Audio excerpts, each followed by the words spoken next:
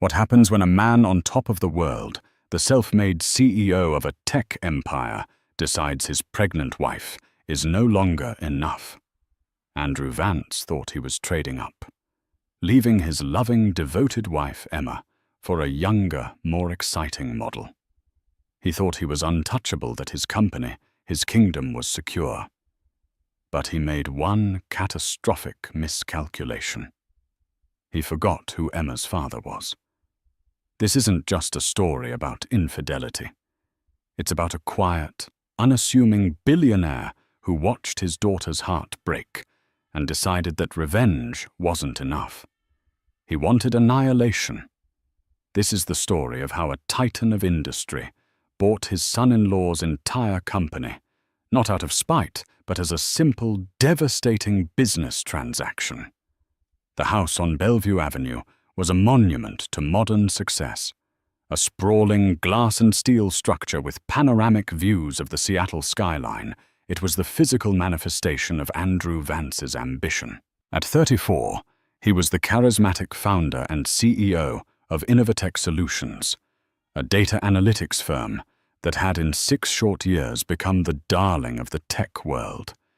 He had the jawline of a movie star, the confidence of a Roman emperor, and a wardrobe of bespoke suits that cost more than most people's cars.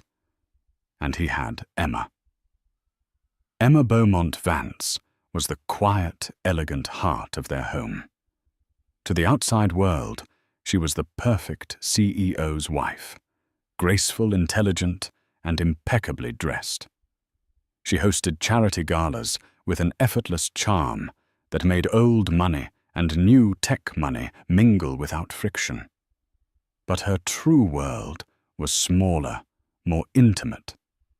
It was the scent of the lavender she grew in their rooftop garden, the feel of the first tiny kick from the baby growing inside her, and the lingering hope that the man she loved would come home before midnight.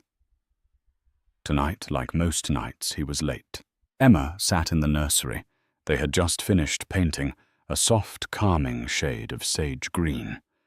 The custom-built crib from a Scandinavian designer stood empty, a silent promise of the life that was about to begin. She was 7 months pregnant, and the weight of it was a constant comforting presence. She ran a hand over her swollen belly, humming a nameless tune. Her phone buzzed on the rocking chair beside her. It was a text from Andrew. "Closing the big one. Don't wait up. E." The big one was the Serafina contract, a multi-million-dollar deal that would cement Innovatech's position as an industry leader. She should have been thrilled. Instead, a familiar chill as cold and sterile as their minimalist living room settled over her. The big one had been the excuse for the past 3 weeks. Late nights, cancelled dinners, weekend trips to meet with investors. Emma knew Andrew was driven. It was one of the things she'd fallen in love with. When they met, he was just a brilliant coder with a dream working out of a cramped garage. She was an art history graduate volunteering at a local museum. She never told him about her father for the first 6 months. She wanted to be sure he saw her not the heiress to the Beaumont Holdings empire. Her father, Alistair Beaumont, was a man who moved markets with a single phone call, a corporate titan who owned everything from shipping lines to pharmaceutical labs. He was an old-world power, a force of nature, hidden behind a quiet, reserved demeanor. When Andrew found out, he was stunned, but it only seemed to fuel his ambition. He was determined to make it on his own, to build something that could stand, however humbly, next to the Beaumont legacy. Emma had admired that. She had believed in him using her own trust fund to provide the seed money. He needed a fact they kept between themselves. Now his ambition felt different. It felt hollow. It no longer seemed to be about building a future for them, but about building a monument to himself. She stood up, her back aching, and walked to their master bedroom. The king-sized bed felt vast and empty. She picked up the tablet on Andrew's nightstand to check the weather for the next day, a simple domestic act. But the screen was already on, left open to his personal email. Her heart hammered against her ribs. She never looked. It felt like a violation. But a single line from an open email caught her eye. The sender was Isabella Rossi Innovatek's fiercely ambitious and stunningly beautiful head of marketing. The subject line was tonight. The message was short, but it detonated a bomb in the quiet stillness of Emma's world. Can't wait to have you all to myself again. This hotel is divine. Forget the deal. You're the only thing I want to close tonight. All my love, I. Emma sank onto the edge of the bed, the cold dread spreading through her veins. It wasn't just the words. It was the casual intimacy, the suggestion of countless other nights just like this one. The late nights, the business trips, the detached way he'd touched her lately. It all clicked into place with sickening clarity. She scrolled up her hands, trembling. There were dozens of them. Emails stretching back months, pet names, inside jokes, explicit descriptions of their liaisons.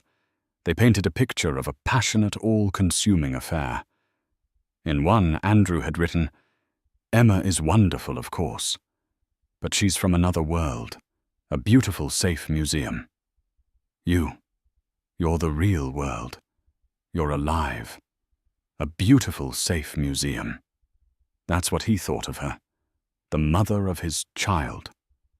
The sound of the front door unlocking downstairs made her gasp. She dropped the tablet back on the nightstand as if it were burning hot. She heard his footsteps on the floating staircase, confident and brisk. He was home early. Andrew appeared in the doorway, loosening his tie. He smiled, but it didn't reach his eyes. "Hey, we did it. We landed in Serafina." Emma looked at him, truly looked at him for the first time in months. She saw the handsome face, the expensive suit, the confident posture. But underneath it, she saw a stranger. A man who could build an empire of data and code, but whose heart was a bankrupt enterprise. "That's wonderful, Andrew," she said, her voice a hollow echo of its former self. He didn't notice. He was too absorbed in his own victory. "This changes everything. We're in the big leagues now." He walked over and placed a perfunctory kiss on her forehead, his hand briefly touching her stomach. "How are you? And the little guy doing?" Emma didn't flinch, but it took every ounce of her self-control. "We're fine," she said, the words tasting like ash. "We're just waiting for you to come home." The lie hung in the air between them, thick and suffocating. He had come home, but he had left his heart, his soul in a divine hotel room with a woman named Isabella. And in that moment, Emma knew her gilded cage had just become a prison. The next 2 weeks were a masterclass in denial and performance. Emma moved through her life like a ghost, haunting the set of a perfect marriage. She smiled at the right times, asked about Andrew's day, and discussed baby names, all while the words from those emails played on a torturous loop in her mind. A beautiful, safe museum. Andrew buoyed by the Serafina deal, and his secret life was oblivious. He mistook her quietness for serene pregnancy, her distance for fatigue. He was more charming than ever, a man playing the part of a loving husband, because it was the last role he had to perfect before exiting stage left. The breaking point came on a Tuesday morning. Emma was in the kitchen arranging flowers when Andrew strode in, already dressed, a packed carry-on bag in his hand. "Morning," he said, grabbing a protein bar from the pantry. "I have to fly out to Singapore. A last-minute investor summit. It's a huge opportunity." Emma stared at the bag. It was a sleek black leather hold-all she had given him for their 3rd anniversary. Singapore. When did this come up? Last night. It's all very sudden. Wheels up in 3 hours, he said, avoiding her eyes. He was a terrible liar when he wasn't prepared. His tells were subtle, a slight tightening of the jaw, a tendency to check his watch, even when he wasn't wearing one. That's a long flight for a short trip, she said, her voice dangerously calm. When will you be back Friday? Saturday at the latest, he said, his tone dismissive, as if she were questioning his work ethic. A cold certainty settled in Emma's stomach. She put down the shears she was holding. Let me see your phone, Andrew. He froze the protein bar halfway to his mouth. Why I just want to see the flight confirmation, for my own peace of mind. His face hardened. The charming CEO evaporated, replaced by a cornered animal. Don't be ridiculous, Emma. I don't have time for this. I have a plane to catch. You have a plane to catch, or she has a plane to catch. The question landed in the silent kitchen with the force of a physical blow. The color drained from Andrew's face. He knew. He knew that she knew. The charade was over. What are you talking about? He stammered, but the denial was weak, pathetic. Isabella Rossi. Emma said the name, feeling foreign and venomous on her tongue. Is she a good travel companion? Does she also enjoy the divine hotels you book for your investor summits? Andrew dropped his bag. The soft thud echoed in the cavernous room. He ran a hand through his perfectly styled hair, his composure finally shattering. For a moment he looked lost, like the young man she had first met, the one who was terrified of failure. But it was fleeting. The arrogance returned colder and sharper than before. All right, he said, his voice low. All right. I didn't want you to find out this way. This way. Emma let out a laugh that sounded more like a sob. How did you want me to find out Andrew? A memo? An email? Or were you just going to wait until our son was born and then tell me you'd found someone more alive? He flinched at her use of his own words. It's not like that. It's complicated. No, it's not. She shot back, her voice rising with a grief so profound it felt like it would tear her in two. It's the oldest, simplest, most pathetic story in the world. You got successful, and you decided your pregnant wife was weighing you down. You traded us in for something new and shiny. Emma. That's not fair, he protested. We've been growing apart for years. You're happy in this bubble. This quiet, perfect life. I want more, Isabella. She gets it. She gets the drive, the hunger. The hunger for what? Andrew Moore. Money. More fame. Or just the hunger for a woman who isn't carrying your child. She stepped closer, her eyes blazing with a fury she didn't know she possessed. I believed in you. I funded your dream when no one else would. I stood by you, and this is how you repay me. You humiliate me while I am carrying our son. The word funded hit its mark. His eyes narrowed. Don't you dare throw that in my face. I built Innovatech. I made it what it is. No one is disputing that, she said, her voice dropping to a whisper. But you didn't do it alone, and you seem to have forgotten that. He sighed, a long, weary sound of a man who had already made his decision. Look, this isn't working. It hasn't been for a long time. I'm in love with Isabella. I'm leaving. Just like that. The finality of it was absolute. It wasn't a plea for forgiveness or a moment of weakness. It was a statement of fact. You're leaving, Emma repeated, numb. I've already leased an apartment. My things will be moved out by the end of the week," he said, his voice now cold and clinical, as if he were discussing a business merger. "We'll have our lawyers handle the rest. I'll be fair. I'll provide for the child, of course." He was divorcing her. He was carving up their life into assets and liabilities. The baby, their baby, was just another line item in the settlement. He picked up his bag and walked towards the door, stopping for a moment with his back to her. "It's for the best, Emma. For both of us." He didn't look back. He just walked out. The heavy front door clicked shut, the sound sealing the end of her world. Emma stood alone in the sun-drenched kitchen, surrounded by the beautiful empty trappings of her life. The flowers, the marble countertops, the view of the city. It was all just a set for a play whose leading man had just walked off stage. Tears streamed down her face, silent and hot. For a long time she didn't move. Then, with a shaking hand, she reached for her phone. She scrolled through her contacts past friends and doctors until she found the one name she knew she could always count on.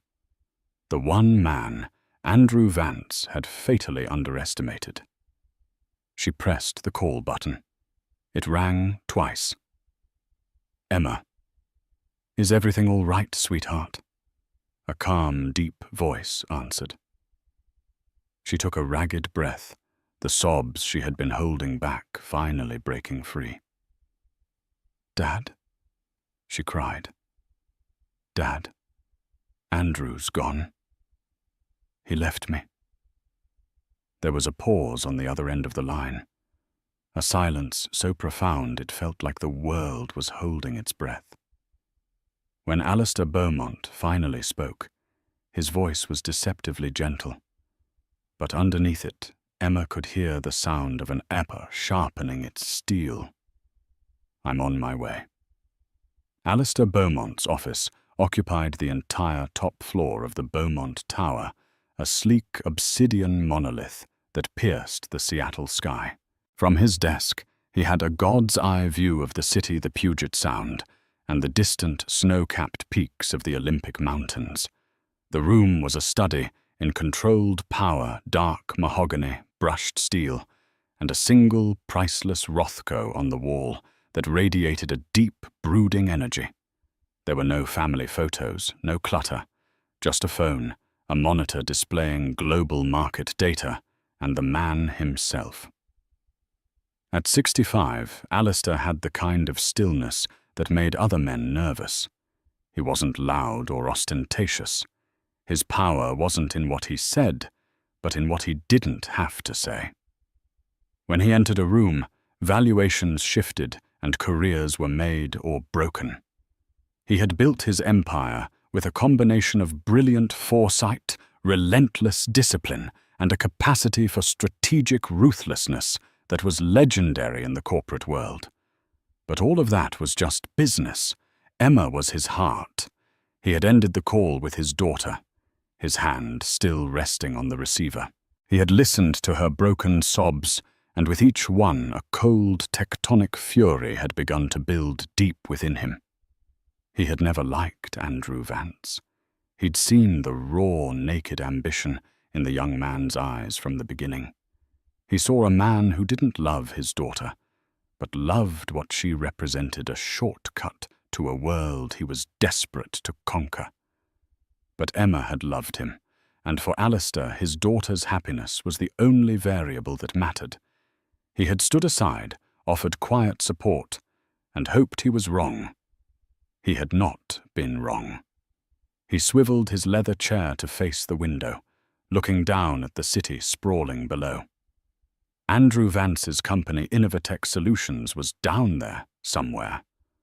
A bright, shiny new building in the South Lake Union Tech Hub.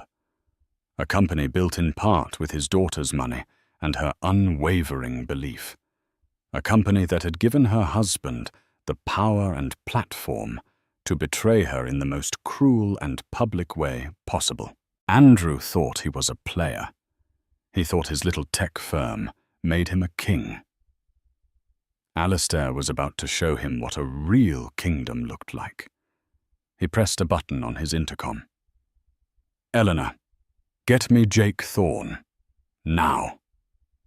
Jake Thorne was the head of mergers and acquisitions for Beaumont Holdings, a man Alistair affectionately referred to as his corporate predator. Thorne was a shark who swam in the deepest, most dangerous waters of international finance, and he was fiercely loyal to the man who paid him a fortune to be one. Less than 30 seconds later, his line chimed. "Jake here, Mr. Beaumont." Jake Alistair's voice was flat, devoid of emotion. "I have a new project for you. I want a complete top-to-bottom analysis of a company called Innovatech Solutions. Founder Andrew Vance." There was a brief pause. "The data analytics firm. They just landed the Serafina contract. Their valuation is soaring." "I'm aware," Alistair said. "I want everything. Shareholder breakdown debt structure. Key personnel vulnerabilities. I want to know where every dollar flows. I want to know the names of the janitors who clean their offices. I want it all delivered to my private residence by 6 a.m. tomorrow." "Understood, sir. May I ask the objective? Are we looking for a strategic partnership? An investment?" Alistair watched a ferry glide across the grey waters of the Sound. "The objective, Jake," he said slowly, letting the weight of each word sink in, "is ownership." Another pause, this one longer. Jake Thorne was not a man easily surprised, but this was unexpected.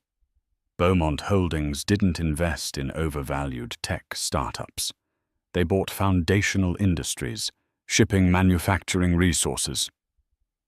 "A hostile takeover?" Jake finally asked, his voice laced with professional excitement. "No," Alistair corrected him. "Nothing so dramatic. This will be quiet, clinical. I don't want Andrew Vance to know what's happening until my name is on the deed to his front door. We will acquire his company through proxies, shell corporations, and any other means necessary. We will leverage his debt. We will court his minority shareholders. We will move like a ghost. When we are done, he will be the CEO of a company that reports directly to me." "That's ambitious, sir. Their stock is at an all-time high. Vance holds a controlling interest. Everyone has a vulnerability, Jake." "Find him." Alistair's gaze drifted to the Rothko on his wall. It was all shades of crimson and black, a storm of colour trapped on a canvas. "And Jake spare no expense. This is not a line item on the corporate budget. This is a personal matter." "Understood, Mr. Beaumont." Alistair hung up. He then made 2 more calls. The first was to the most feared divorce attorney in the state, instructing them to protect his daughter's interests with extreme prejudice. The second was to his personal security team to arrange for discreet surveillance on Isabella Rossi, not to harm her, but to understand her. Every predator studies its prey. His work done for the moment, he stood and walked to a small hidden bar behind a panel of mahogany. He poured a small measure of Macallan 25 into a crystal glass. He didn't drink it. He just held it, the amber liquid catching the fading light. He had spent his life building an empire to protect his family, to give his daughter a world of safety and privilege. And a little man with a cheap suit and a big ego had walked into that world and tried to burn it down. Andrew Vance thought he had started a war with Emma. He was mistaken. He had started a war with Alistair Beaumont, and it was a war he could not possibly win. While Alistair Beaumont's machine whirred into silent, deadly motion, Andrew Vance was living in a state of euphoric liberation. The initial messy confrontation with Emma was a distant memory, a necessary unpleasantness on the path to his new upgraded life. He and Isabella had moved into a stunning penthouse apartment overlooking Lake Union, a palace of glass and chrome that screamed new money. Isabella Rossi was everything Andrew thought he wanted. She was sharp, ambitious, and utterly intoxicating. Their conversations weren't about nursery colors or obstetrician appointments. They were about Series C funding rounds, market disruption, and their shared glorious future. She looked at him with an undisguised adoration that fed his ego like gasoline on a fire. She wasn't just his lover. She was his biggest cheerleader. "You're a legend, Andrew," she'd murmur, tracing the lines of his chest as they lay in bed, the city lights twinkling below. Leaving her, that took courage. You chose passion. You chose life. He believed her. He had reframed the narrative in his mind. He wasn't a man who had abandoned his pregnant wife. He was a visionary who had freed himself from the constraints of a conventional life that was holding him back. Emma, with her quiet elegance and old money sensibilities, had been an anchor. Isabella was a rocket. Innovatech Solutions was thriving. The Serafina deal had opened doors he'd only dreamed of. His face was on the cover of Tech Disruptors magazine, under the headline, "The Man Who Sees the Future." He was high on his own success, insulated from reality by a wall of sycophants and yes-men. The divorce proceedings began, and Andrew approached them with the same ruthless efficiency he applied to business. His lawyer, a slick corporate shark named Julian Croft, advised a swift, aggressive approach. "We make a generous but firm initial offer," Julian explained in his polished office. "Enough to make her look unreasonable if she refuses. We control the narrative. The brilliant, self-made man, providing for his ex-wife, who comes from a family of unimaginable wealth."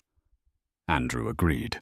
He offered Emma the Bellevue house, which was technically in her name anyway, and a monthly child support payment that was by any normal standard astronomical. But it was a pittance compared to the true value of his stock in Innovatech, which he argued was a premarital asset he had built himself. He conveniently forgot the seed money Emma had provided. Emma, on the advice of her father's legal team, refused the offer without comment. "She's playing hardball." Andrew scoffed to Isabella over a $500 bottle of wine at a trendy restaurant. Her father is probably whispering in her ear, trying to squeeze me. "Let him try," Isabella said, touching his hand. "They can't touch you. You're fireproof." He felt fireproof. But strange things were beginning to happen on the periphery of his vision.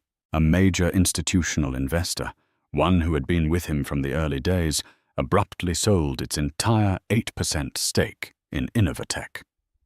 The shares were bought up within minutes on the open market, but the buyer was a newly formed opaque holding company based in Delaware called North Star Acquisitions.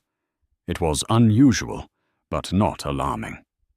Then 2 weeks later, a consortium of smaller venture capital firms who held another 12% collectively sold their shares.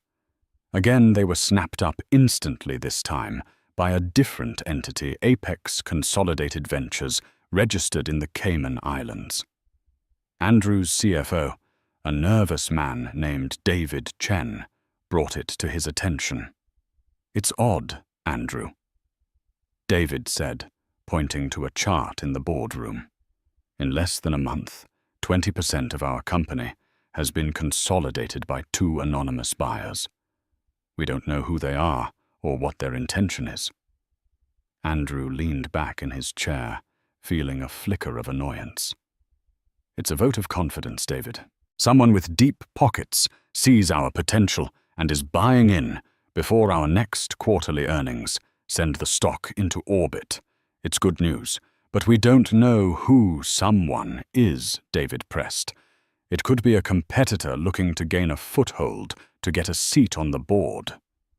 No one is getting a seat on my board, Andrew said, with finality, his ego leaving no room for doubt. I still hold 51% of the voting shares. I am Innovatech. End of story. He dismissed David's concerns as overly cautious accounting department paranoia. He was too busy. He and Isabella were the city's new power couple, seen at every high-profile event. They were planning a trip to Monaco on a private jet. He was in the process of commissioning a custom sports car. He was living the life he'd read about in magazines, and he had no time for phantom threats. The ultimate symbol of his obliviousness came during a deposition for the divorce. Emma's lawyer, a formidable older woman named Harriet Mayhew, was questioning him about his assets. Mr. Vance, Harriet, said, her tone mild. Could you confirm the current ownership structure of Innovatech Solutions? Andrew smirked. Of course. I am the founder, CEO, and majority shareholder, and you hold 51% of the stock, is that correct? That is correct. So the remaining 49% is held by various institutional and private investors. Correct. Harriet Mayhew paused, looking down at a folder in front of her. And are you aware of any significant recent changes to the ownership of that 49%? Andrew felt a prickle of irritation. This was a fishing expedition. There's been some market activity. Healthy consolidation. It's of no concern. Harriet looked up, her eyes locking onto his. So you are unconcerned that a single unidentified block of buyers now controls 46% of your company, and that they have also in the past week bought up a significant portion of your corporate debt from 3 different financial institutions. The air left Andrew's lungs. 46%. Debt. It wasn't possible. David had said 20%. Where did she get this information? That's an unsubstantiated claim. He stammered, looking at his own lawyer, who looked equally blindsided. Harriet Mayhew simply smiled, a thin, predatory smile. Is it Mr. Vance? We shall see. He left the deposition feeling shaken for the first time. He called David Chen, his voice sharp with anger. What the hell is going on? David, why am I hearing about this from my wife's lawyer? David's voice was panicked. Andrew, I've been trying to tell you, the trading has been happening in dark pools, off-market transfers. It's sophisticated. It's aggressive. It's like a corporate python, slowly wrapping itself around us. We have no idea who it is, but they're getting dangerously close to a controlling interest if they can sway even one other board member. The fool's paradise was beginning to crumble. The solid ground beneath Andrew's feet was turning to sand. For the first time, he felt a genuine flicker of fear. Someone was hunting him, and he had no idea who was holding the gun. The storm broke on a Thursday. Andrew was in a board meeting presenting a rosy projection for the next fiscal year. He was trying to project an aura of calm, unshakable confidence, but the knowledge that a 46% stake in his company was held by a ghost gnawed at him. His board members, once deferential, were now asking pointed questions. They could smell the blood in the water. In the middle of his presentation, his CFO, David Chen, burst into the room, his face ashen. He didn't even knock. Andrew, you need to see this. He thrust a tablet into Andrew's hands. It was open to a press release that had just hit the wire services for immediate release. Beaumont Holdings announces acquisition of controlling interest in Innovatech Solutions. Andrew read the headline 3 times, but the words wouldn't make sense. It felt like a typo, a prank. Beaumont Holdings, Alistair's company. They were in shipping, pharmaceuticals, and heavy industry. They didn't touch tech. He scanned the text, his heart pounding a frantic, panicked rhythm against his ribs. Through its wholly owned subsidiaries, North Star Acquisitions and Apex Consolidated Ventures, Beaumont Holdings has successfully acquired 49% of the outstanding shares of Innovatech Solutions. Furthermore, Beaumont Holdings has assumed a majority position in Innovatech's corporate debt portfolio, effectively giving it strategic control of the company's financial future. A formal offer will be presented to the remaining shareholders to acquire all outstanding stock at a premium of 15% above yesterday's closing price. Mr. Alistair Beaumont has been appointed chairman of the board, effective immediately. The room fell silent.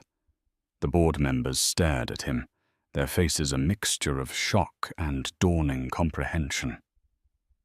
North Star Acquisitions, Apex Consolidated Ventures. They weren't just anonymous buyers. They were Alistair. It had been Alistair all along. This wasn't a hostile takeover. That would have been noisy public. This was an assassination. A quiet, clinical, perfectly executed corporate maneuver that had been happening in the shadows for months while he was playing the role of the tech mogul. He had been so obsessed with his own reflection that he had failed to see the titan standing right behind him. His phone began to vibrate violently in his pocket. It was his broker, his lawyer, and news outlets. The world was finding out. He felt a wave of nausea. He stumbled out of the boardroom, ignoring the stunned questions from his colleagues, and made his way to his office. His corner office with its panoramic views of the city. His city. His company. He sank into his chair, the press release still glowing on the tablet. It was a declaration of war. No, it was a declaration of victory. The war was already over. He had just been the last to know. Isabella chose that moment to walk in a bright smile on her face. "Darling, I was thinking about that gallery opening tonight." She stopped when she saw his face. "Andrew." "What is it?" "You look like you've seen a ghost." He just pushed the tablet across the desk towards her. She picked it up, her brow furrowing as she read. He watched her face as the information processed. The initial confusion, the flicker of disbelief, and then the slow, cold dawning of understanding. The adoration she usually looked at him with was replaced by something else calculation. She was reevaluating her investment. "Beaumont," she whispered. "Emma's father." Yes, Andrew croaked, his voice raw. Emma's father. But how? Why? Andrew let out a harsh, broken laugh. "Because I left his daughter. Because I was a fool. I thought I was divorcing Emma. I didn't realize I was taking on Alistair Beaumont. He had underestimated his enemy. It was the cardinal sin of both war and business. He had seen Alistair as a relic, an old man from a bygone era of industry. He had never imagined that the old man's reach could extend so silently and so completely into his own world. Alistair hadn't just bought some stock. He'd bought Andrew's debt. He owned him. He owned the bank that held the lease on his fancy apartment. He owned the financiers who backed his next project. He owned his future. The intercom on his desk buzzed. It was his assistant. Her voice was trembling. "Mr. Vance, there's a Mr. Beaumont here to see you." Andrew felt a jolt of pure, cold terror. He was here. The ghost was no longer in the machine. He was standing at the gates. "Send him in," Andrew said, his voice barely a whisper. The door opened, and Alistair Beaumont walked into the office. He was dressed in a simple, perfectly tailored grey suit. He looked calm, almost serene. He took in the office, his gaze lingering for a moment on the ostentatious modern art Andrew had spent a fortune on. His eyes the same shade of deep blue as Emma's finally settled on Andrew. They held no anger, no malice. Just the quiet, terrifying indifference of a man looking at a column of numbers on a spreadsheet. Vance Alistair said, his voice as quiet as the hum of the air conditioning. "I believe you've been introduced to your new chairman." The silence in the office was absolute.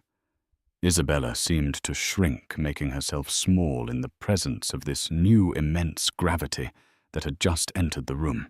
Andrew stood up, his legs feeling unsteady. He was a king in this castle, but the man who had just walked in owned the ground it was built on. Alistair Andrew began trying to inject a strength into his voice that he didn't feel. "What is this? Some kind of sick joke? A scare tactic for the divorce?" Alistair Beaumont allowed a small, humorless smile to touch his lips. He walked past Andrew and stood by the floor-to-ceiling window, looking down at the city below. "There is no joke, Andrew," he said, his back still to him. "This is business. My business now. I looked at your company, and I saw an asset that was mismanaged, over-leveraged, run by a CEO whose attention was divided. So I corrected the market." "You corrected the market." Andrew's voice rose, bordering on hysterical. "You destroyed me. You did this to get back at me, for Emma." Alistair turned around, slowly, his expression unreadable. "You flatter yourself. Revenge is an emotional, messy pursuit. I don't engage in it. This was a simple value proposition. You took the most valuable asset in my life, my daughter's happiness, and you treated it with contempt. You broke it. In my world, when someone damages a valuable asset, they are made to pay for it. It's as simple as that." He gestured around the opulent office. "You built all of this to feel powerful. But power isn't a corner office or a magazine cover, son. Power is the ability to make a single phone call and rearrange a man's entire reality. You are a tenant in a world where I am the landlord." Every word was a hammer blow, systematically dismantling the last vestiges of Andrew's ego. He looked desperately towards Isabella, searching for an ally, a friendly face. But she was looking at Alistair Beaumont with a rapt attention, the kind of look she used to give Andrew. She was watching real power, and she was captivated by it. At that moment, Andrew knew he had lost her too. "So what now?" Andrew asked, his voice cracking. "You fire me. You dismantle everything I've built." "Fire you?" Alistair almost seemed amused. "No. That would be too easy. A severance package, a non-disclosure agreement, and you'd be free to go start again. No, you're not going anywhere. As of this morning, my board, has voted to restructure your role. You are no longer CEO." He paused, letting the words hang in the air. "You've been reassigned. You are now the Vice President of Legacy Systems Integration. You'll be reporting to the new CEO who starts on Monday. Your office will be on the 4th floor. I'm told it has a lovely view of the parking garage." The humiliation was so profound, so absolute, that Andrew couldn't even speak. He was to be a middle manager in the company he had created, a ghost haunting the hallways of his own kingdom, forced to watch as another person sat in his chair, lived his life. It was a fate worse than being fired. It was a corporate death sentence. "You're a monster," Andrew whispered. I am a father, Alistair corrected him, his voice suddenly hard as granite. You put my pregnant daughter through hell. You made her feel worthless. You did that in a world where I exist. Did you really think there would be no consequences? Alistair then turned his attention to Isabella for the first time. He didn't glower or threaten. He simply looked at her. Miss Rossi, he said, his tone polite. Your position as head of marketing has been made redundant. Your access cards will cease to function in 1 hour. Security will escort you out. Good day. He didn't wait for a reply. He simply turned and walked out of the office, his footsteps silent on the expensive rug. He had said all he needed to say. The moment the door closed, the spell was broken. Isabella looked at Andrew, her face a mask of cold fury and disappointment. You idiot, she hissed. You absolute idiot. You picked a fight with a god, and you didn't even know it, Isabella. We can fight this. Andrew pleaded, reaching for her. She recoiled, as if his touch were poison. There is no we, Andrew. I invested in a winner. You're not a winner. You're a footnote in another man's story. She grabbed her purse from the desk. Don't call me, she said. And then she walked out of his life as easily as Alistair Beaumont had. Andrew Vance was left alone in his magnificent office, which was no longer his. He looked out at the city, but the view was different now. It was no longer a kingdom at his feet. It was a world that had chewed him up and spit him out. A world that belonged to men like Alistair Beaumont.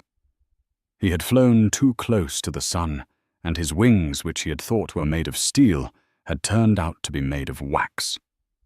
He had lost everything. His wife, his child, his mistress, his company, his pride. All of it gone. Not in a fiery explosion, but in the quiet, rustling sound of signed papers and stock certificates changing hands. 6 months later, the autumn rains had returned to Seattle, washing the city clean. In a quiet, tree-lined neighborhood, far from the gleaming towers of downtown. A different kind of life was beginning. Emma Beaumont. She had dropped Vance from her name the day the divorce was finalized, rocked her newborn daughter in her arms. She had named her Lily, Lily Beaumont, a name that represented resilience and a new beginning. She hadn't moved back into her father's grand estate. Instead, she had bought a warm, inviting home with a large garden. It was filled not with minimalist art, but with comfortable furniture shelves, overflowing with books and the sweet, chaotic mess of a new baby. Her life was no longer about charity galas or being the perfect corporate wife. It was about Lily's feeding schedule, the scent of baby powder, and the profound, overwhelming love she felt every time she looked at her daughter's face. The fury and heartbreak of Andrew's betrayal had not vanished, but it had transformed. It was now a quiet strength, a bedrock of self-awareness she had never possessed before. She realized she had spent years living in Andrew's shadow, defining her worth by his success. His departure, as brutal as it had been, had forced her out into the sun. Her father visited often, not as the corporate titan, but as a doting grandfather. He would sit on the floor, making faces at Lily, his rumbling laughter filling the house. He never spoke of what he had done to Andrew. He didn't need to. Emma knew. She had seen the news reports about the dramatic restructuring at Innovatech, now rebranded as Beaumont Data Intelligence. One afternoon as he was leaving, he paused at the door. "Are you happy, Emma?" he asked, his eyes searching her face. "I am, Dad," she said, and she meant it. "I'm more than happy. I'm whole." He nodded, a rare, genuine smile gracing his lips. That's all that ever mattered. Emma found her own purpose, using the generous and entirely one-sided divorce settlement. Her father's lawyers had secured, along with her own inheritance, she started the Lily Foundation, a non-profit dedicated to providing financial and legal support for single mothers who had been left in vulnerable situations. Her pain had become her passion. She was no longer a resident of a beautiful, safe museum. She was the architect of a sanctuary for others. As for Andrew, his life had become a purgatory of his own making. He worked on the 4th floor of his old building in a beige cubicle. He was a cautionary tale, a ghost who walked the halls. New employees would whisper about him, the founder who had spectacularly imploded. He performed his menial tasks with a numb, robotic efficiency. He drove a modest sedan and lived in a sterile apartment in the suburbs. He saw the press release about the Lily Foundation. He saw a picture of Emma, smiling, holding their daughter. She looked more beautiful and more powerful than he had ever seen her. He saw his daughter, his own flesh and blood, a child who would carry the Beaumont name, not his. A child who would one day inherit a portion of an empire he had foolishly tried to challenge. He was forced every single day to witness the legacy he had built being expertly managed and grown by his replacement, a sharp, competent woman hand-picked by Alistair. He was forced to see the world move on without him, to understand that he had never been the indispensable man he thought he was. He was just a small, arrogant man who had made a very, very big mistake. He had left his pregnant wife for a mistress, and in doing so, he hadn't just lost his family. He had lost himself. His punishment wasn't poverty or prison. It was something far more poetic. It was the quiet, unending irrelevance of being a footnote in the story of the woman he had so carelessly thrown away. 2 years passed. In the world of tech, 2 years is an eternity. Beaumont Data Intelligence. The company formerly known as Innovatech was more successful than ever. Under its new CEO and the ironclad guidance of its chairman, Alistair Beaumont, it had expanded globally, its innovations lauded as revolutionary. The name Andrew Vance, once synonymous with its success, was now a forgotten whisper, a piece of trivia known only to company veterans and industry historians. For Andrew, time had moved differently. It hadn't marched forward. It had frozen. His life was a loop of quiet desperation. He would wake up in his sterile apartment, drive his sensible car to the 4th floor office and perform the tasks assigned to him by people who were once his terrified subordinates.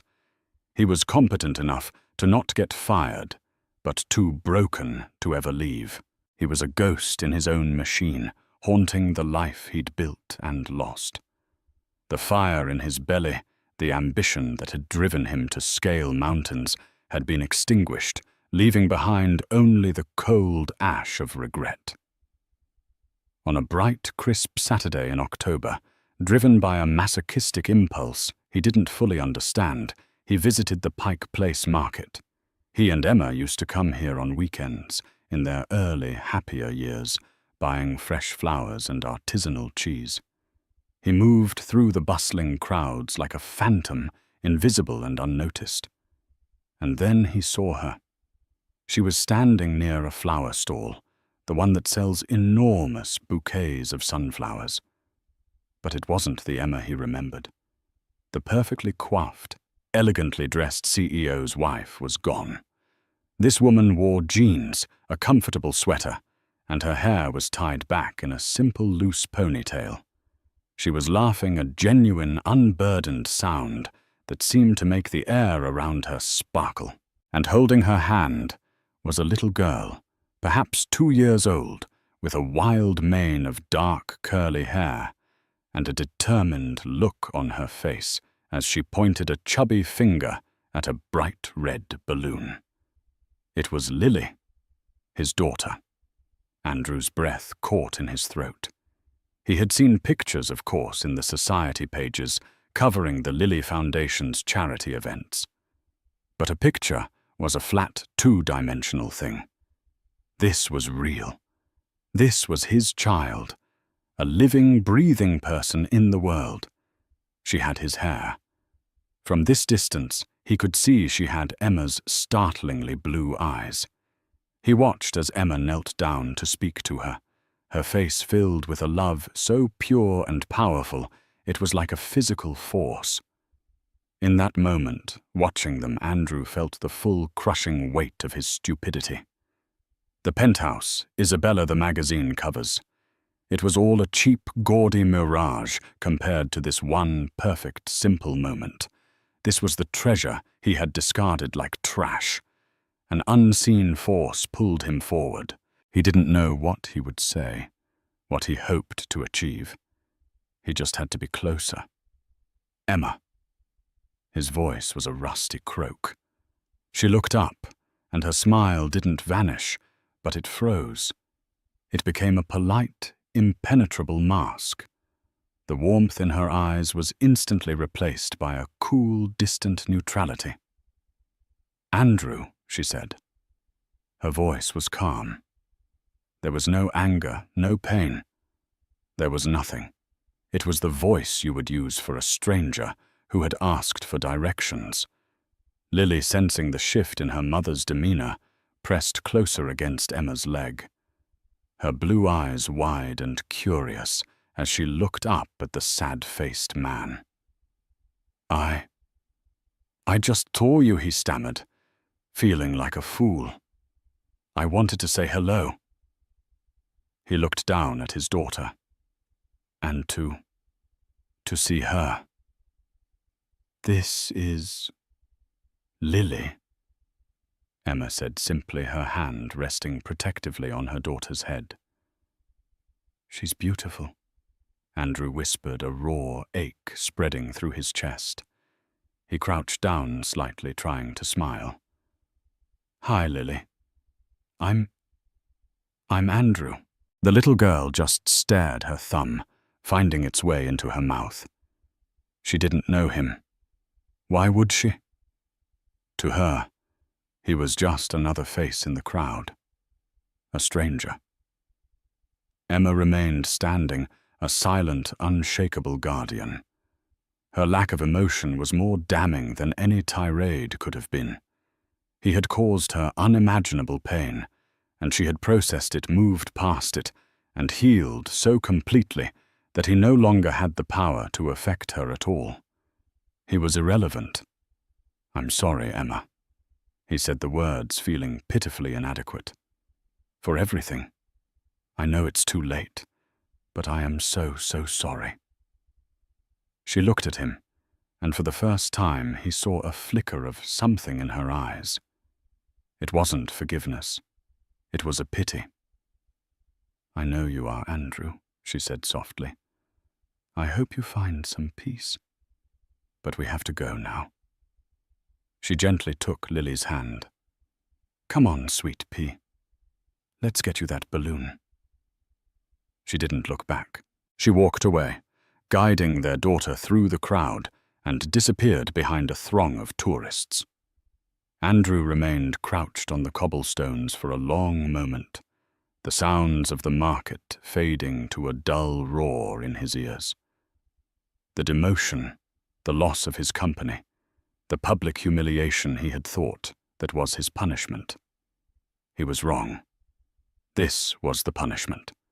Living the rest of his life knowing that he was just a stranger to his own child, knowing that he had willingly traded a lifetime of moments like the one he had just witnessed for an illusion of power and a fleeting affair. He had not only been dethroned, he had been erased, and that was a sentence from which there would be no appeal.